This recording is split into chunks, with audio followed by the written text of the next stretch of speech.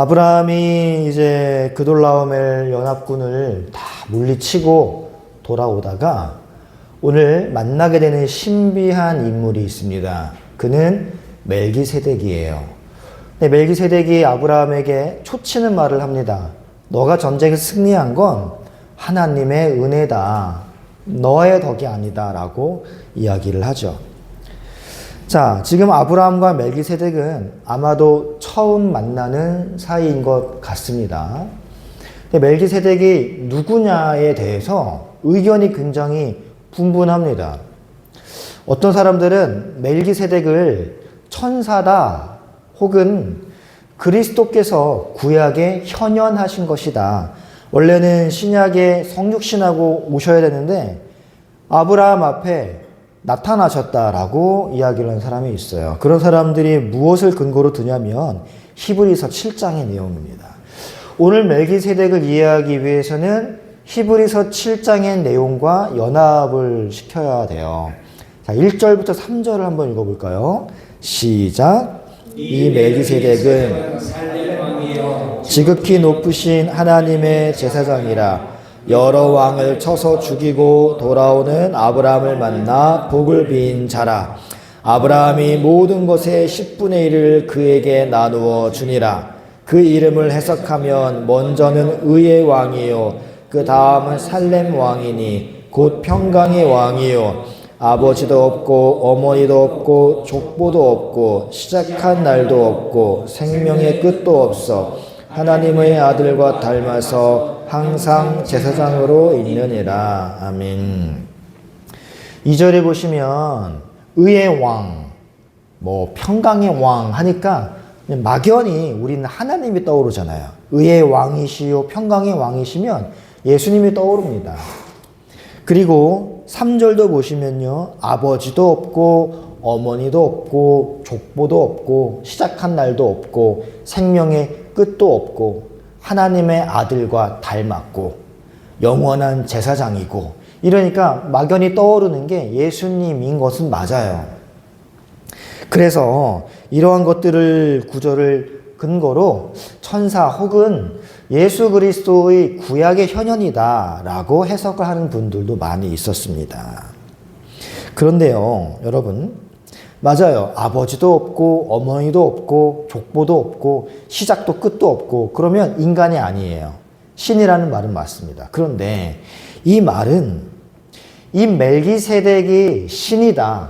이 멜기세덱이 영적인 존재다라는 걸 말하고자 함이 아니라 이 멜기세덱의 근원을 아무도 모른다. 오직 하나님만 아신다라는 걸 말하는 겁니다. 그가 천사라든지 그리스도다라는 걸 말하는 건 아니에요. 멜기세덱은 실존 인물입니다. 그런데 왜 성경은 이 멜기세덱에게 아버지도 없고 어머니도 없고 족보가 없다라고 말을 할까? 자, 이 멜기세덱은 아브라함처럼 실존 인물이기 때문에 아브라함과 직접 대면을 합니다. 그래서 멜기세덱이 주는 물질을 받아요. 떡과 포도주. 그리고 아브라함이 주는 물질을 멜기세덱이 받아요. 11조. 영적 존재라면은 물질의 교환이 불가능합니다. 그런데 멜기세덱과 아브라함은 물질의 교환이 있었어요. 따라서 영적 존재는 아니에요. 멜기세덱은 분명 아버지와 어머니가 있어요. 아버지와 어머니 없이 이 땅에 태어난 사람은 없습니다. 또 아마도 후손도 있었을 수 있어요. 따라서 인간 멜기세덱에게는 족보, 곧 가계가 있습니다. 또 멜기세덱에게는 신체적 생명의 끝도 있어요. 인간이기 때문에 분명 언젠간 죽었을 것입니다. 만약에 에녹처럼 승천한 자였다면 특별 사건이었기 때문에 성경에 기록되었을 거예요. 그러나 우리는 멜기세덱이란 이 인물이 언제 태어났는지, 언제 죽었는지, 그의 제사장으로서의 직분이 언제까지였는지 전혀 알 길이 없습니다. 그런 의미에서 멜기세덱이 알려진 끝이 없이 항상 제사장으로 봉사했다라고 말을 하는 거예요. 그러므로 우리는 이 멜기세덱을 천사라든지 그리스도의 현현이 아니라 장차 오실 그리스도의 모형으로 이해해야 되는 것입니다. 이 부분에 대해서 바울이 이렇게 설명하죠. 히브리서 7장 15절로 17절 함께 읽어보겠습니다.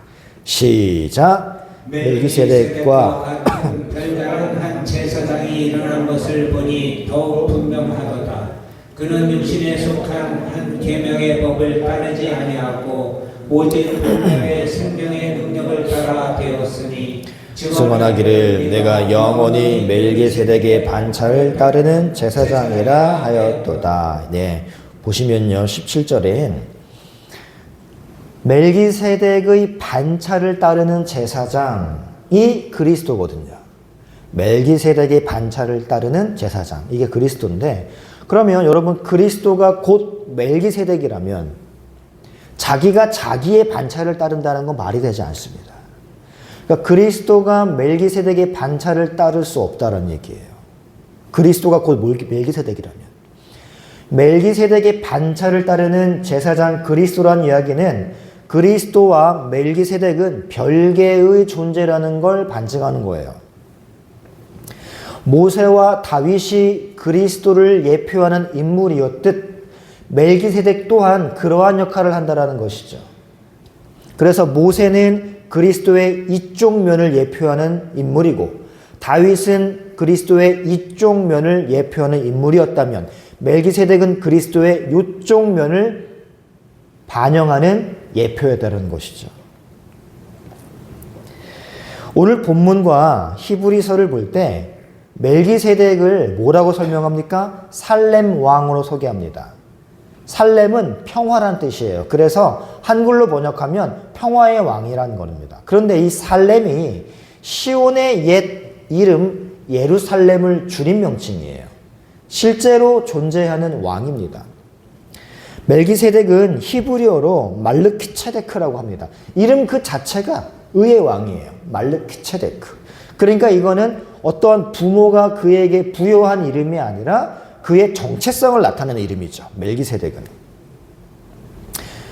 그리고 그는 우상을 따르는 주변의 모든 종교적 유혹을 물리치고 이방인 가운데에서도 순수한 믿음과 올바른 신앙을 지킨 가나안 왕입니다. 가나안 왕이면서 동시에 제사장이에요. 그렇게 실존했던 인물입니다.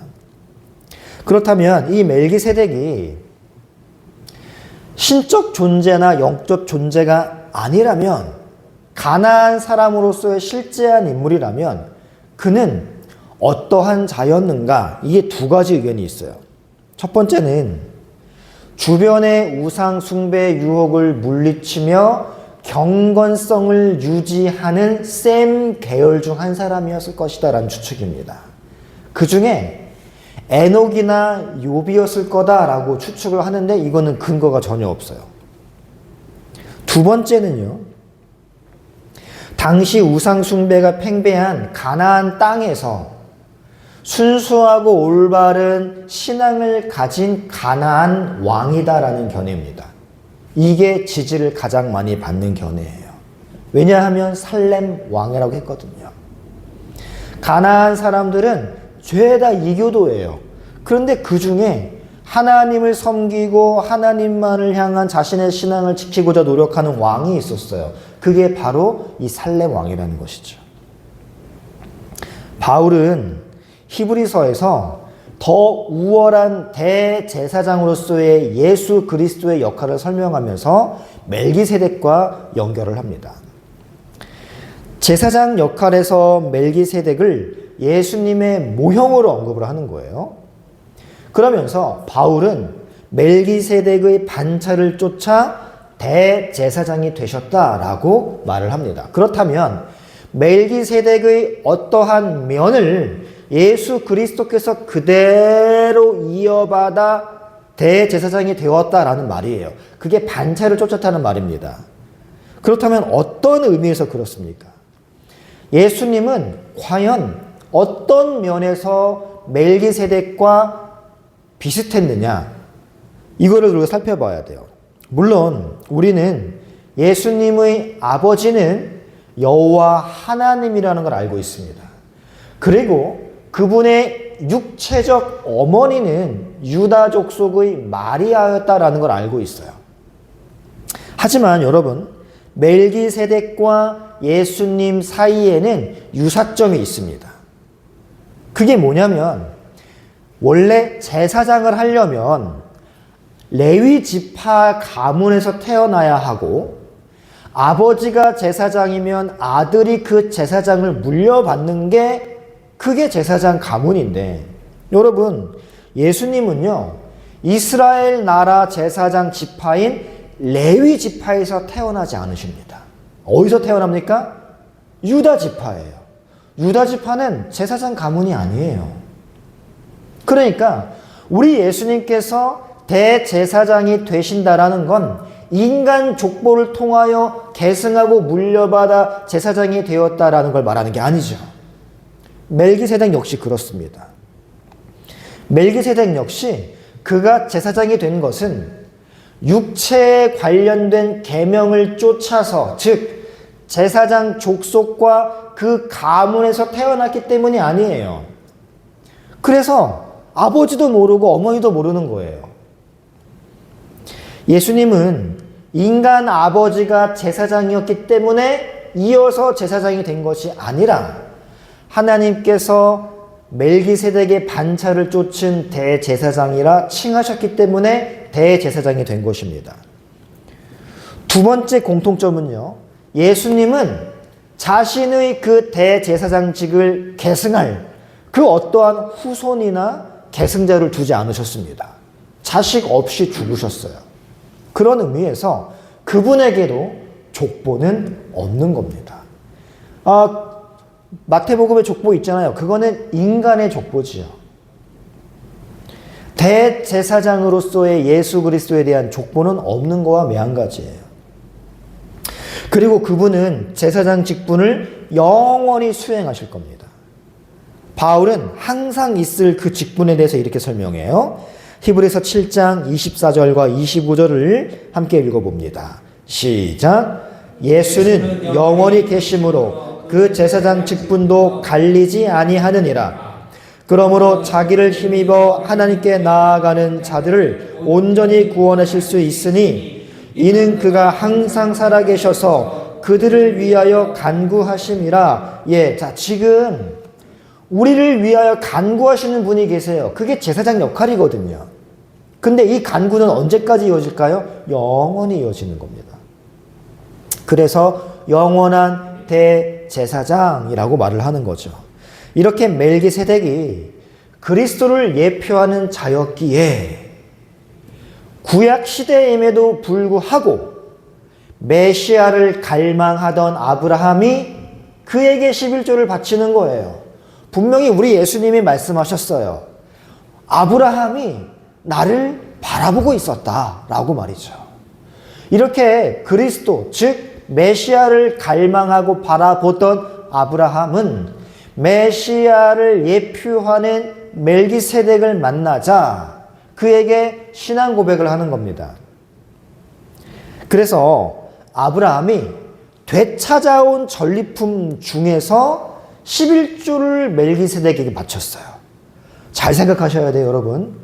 우리가 생각하기에 11조 하면 막연히 뭐예요? 수입의 10분의 1이죠. 수입의 10분의 1. 그런데 아브라함은 플러스 알파로 뭘 얻어온 게 아니에요. 되찾아온 전리품입니다. 수입이 아니에요. 다시 말해 빼앗겼던 걸 다시 가져온 거예요. 게다가 이거는 아브라함의 전리품이 아니에요. 누구 거예요? 롯과 그 주변인들 겁니다. 그러니까 아브라함은 사실상 수입이라는 게 없어요. 이 전쟁을 통해서.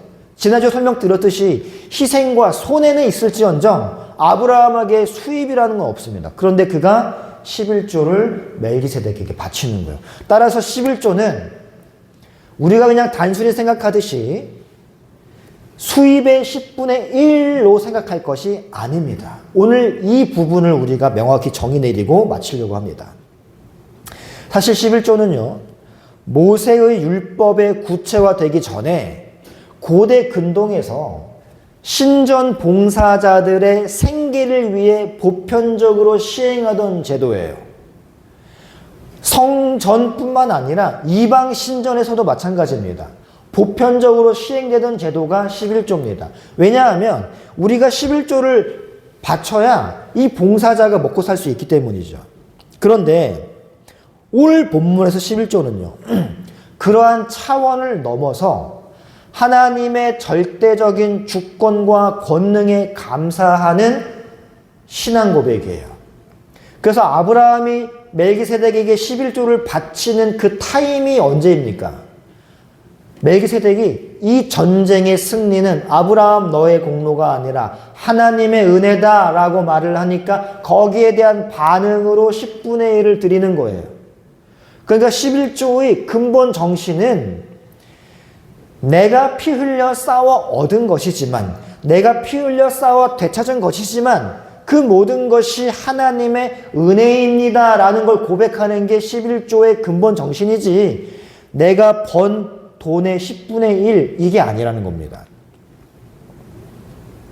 아브라함이 전쟁에서 돌아오면서 소돔 왕이 주는 금은보화들은 하나도 받지 않아요. 안 받습니다. 네가 나에게 물질을 얻게 해준 원인이다. 네가 나로 하여금 치부하게 했다라는 말이 난 나올까봐 난 그게 두려워서 실 한 오라기도 난 너에게서 취하지 않겠다 라고 말했던 아브라함이 뭐는 받아요? 살렘 왕 멜기세덱이 주는 떡과 포도주는 받아요. 이게 무엇일까요? 여러분, 이게 신자가 추구해야 할 물질관이며 신자가 추구해야 할 신앙의 기본 자세입니다. 여러분, 세상이 나의 수고에 보답해주는 물질이 내 삶의 목적이 되어서는 아니에요. 사실 아브라함은 목숨 걸고 바쳤고 소돔 사람들에게 전리품을 되찾아 주었기 때문에 소돔 왕이 주는 그 보답 얼마든지 받아도 됩니다. 하지만 아브라함은 그거를 거절하는 거예요. 세상이 나의 수고에 보답해주는 그 물질, 그게 인생의 목표가 아니라는 것이죠. 그게 아니라 멜기세덱이 예표하는 그리스도께서 주시는 그 떡과 포도주, 즉 그분의 살과 피로 만족하겠습니다 라는 고백, 이게 신앙이라는 거예요. 그게 아브라함이 보여준 신자의 자세입니다. 세상 왕이 제시하는 금은 보화와 보잘것없어 보이는 살렘 왕 멜기세덱이 주는 떡과 포도주 중에 우리는 과연 무엇을 선택하며 살아가고 있는가를 우리는 명확히 살펴보며 11조라는 헌금 생활을 해야 되는 겁니다.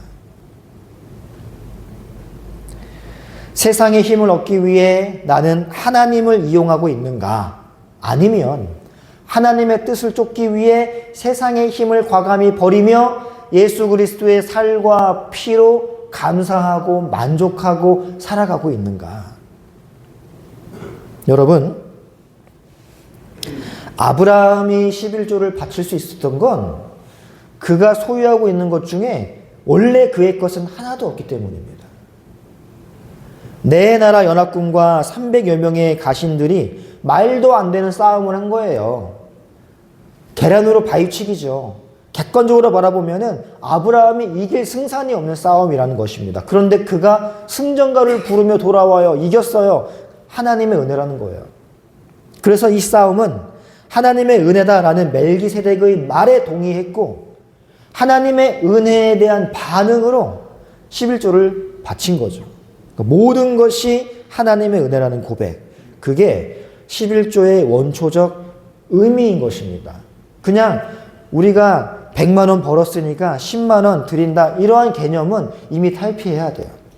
우리가 물질은 바치면서 모든 것이 하나님의 은혜이고 지금 나의 나된 것이 하나님의 은혜라는 인식 없이 내가 열심히 살아왔으니 지금이 내가 있는 거야, 앞으로도 내 삶은 내가 열심히 살아서 개척할 거야 라는 마음으로 예배하고 헌금 생활을 한다면 의미가 없다라는 것을 우리가 기억을 해야 됩니다. 하나님이 바라는 건 예배, 물질 이러한 게 아니라 이 아브라함이 바친 이 모든 게 하나님의 은혜입니다라는 신앙 고백이라는 거예요.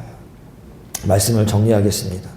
예수 그리스도를 상징하는, 예수 그리스도를 예표하는 멜기세덱이 너의 모든 것을, 네가 지금 꾸리고 있는 모든 전리품은 너의 덕이 아니라 하늘의 하나님 아버지의 은혜다라는 진술에 아브라함은 동의하며 10분의 1을 바쳤습니다. 소돔 왕이 그 많은 보답을 할 때에도 다 거절하던 아브라함이 멜기세덱이 주는 보잘것없는 말라 빠진 떡과 쉬어 터진 포도주는 감사히 받아 먹으며 신앙 고백을 한 그 모습, 그게 우리 신앙인이 지켜야 할 기본이라는 거 기억하시면서 앞으로 우리에게 주어지는 한 주간의 삶 속에서도 지금까지의 내 모습과 앞으로의 내 모습은 내 주먹으로, 내 힘으로, 내 능력으로 가꾸고 개척하는 것이 아니라 하나님의 은혜였으며 앞으로도 하나님의 은혜여야 합니다라는 고백으로 살아갈 수 있는 우리 모두가 되기를 말씀으로 축복합니다. 네. 찬양하고 함께 기도하겠습니다.